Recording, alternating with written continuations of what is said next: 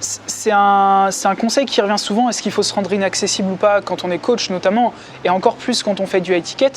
La problématique avec ça, c'est que tu vois, les gens aiment se distancer, mettre de l'intrigue, mettre tu vois, un peu de, comment dire, qui est quelque chose à aller chercher chez le coach. Tu vois. Le fait de se rendre inaccessible, c'est un peu ça. Et il y a du sens là-dedans, c'est-à-dire qu'en se rendant inaccessible, déjà en termes de prix, ou même en termes de temps, etc., ça donne envie aux gens de venir vers nous.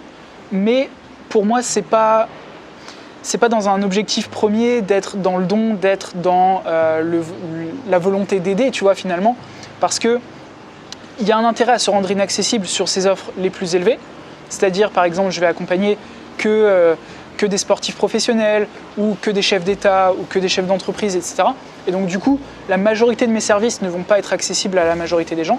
Mais par contre, le fait de commencer par ces offres les plus élevées va nous permettre de monétiser suffisamment pour déléguer ou créer d'autres produits qui vont être accessibles à tout le monde. Donc, vraiment, moi, ma vision autour de ça, c'est si tu veux devenir coach, si tu veux devenir conférencier, intervenant, expert, etc. dans ton domaine et que tu veux vraiment faire passer un message, il faut que tu sois capable de le faire passer un peu à tous les niveaux.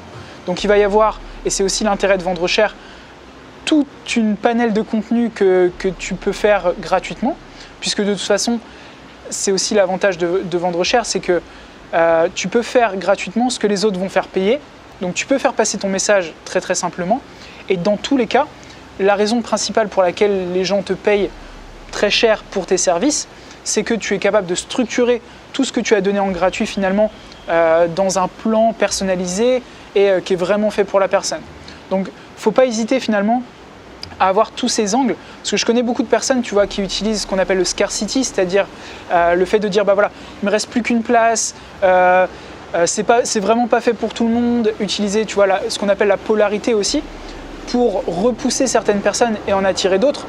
Mais je trouve pas que ce soit une pratique marketing qui est très bonne.